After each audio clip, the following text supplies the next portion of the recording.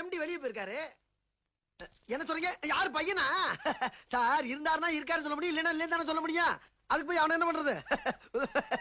ஆமா நீங்க யார் சார்? வார்த்தை அளந்து பஸ். அம்மா ஒரு நிறுவனம் துவங்கப்பட்டிருக்கிறது.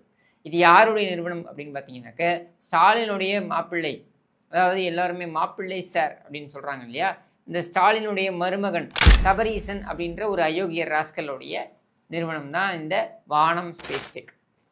அதாவது ஊரில் கொள்ளையடிச்சதெல்லாம் போகாது, இங்கே பீலேருந்து ஆரம்பித்து சோறு வரைக்கும் எல்லாத்தையும் சுரண்டி சுரண்டி கொள்ளையடிச்சாச்சு. இதெல்லாம் பத்தலை.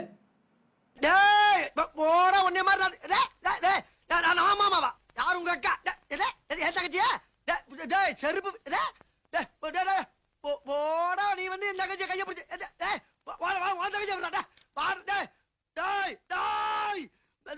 சென்ட்ரல் கவர்மெண்ட்டை பத்தி நான் என்னமா சொல்ல போறேன்? இந்த கவர்மெண்ட் நம்ம தேசத்தை எங்க கொண்டு போயிட்டு இருக்கு, என்ன பண்ணிட்டு இருக்குன்னு தெரியல. காசை கொடுத்து காத்த வாங்குறோம், தண்ணிய வாங்குறோம், நெருப்ப வாங்குறோம். இவ்வளவு ஏன் எலெக்ஷன் நேரத்துல ஓட்ட பஞ்சபூதத்தை விலை கொடுத்து வாங்கணுமா? நம்ம படத்துக்கு நம்ம வட்டி கட்ட முடியுமா?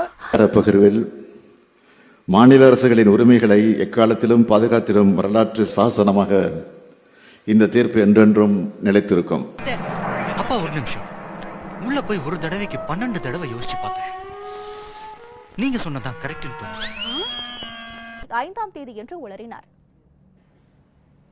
1965ஆம் ஆண்டு ஜனவரி 25ஆம் தேதி குடியரசு நாள் என்பது ஜனவரி 25ஆம் தேதி குடியரசு நாள் என்பது ஜனவரி 25ஆம் தேதி குடியரசு நாள் என்பது ஜனவரி 25ஆம் தேதி குடியரசு நாள் என்பது துக்க நாளாக.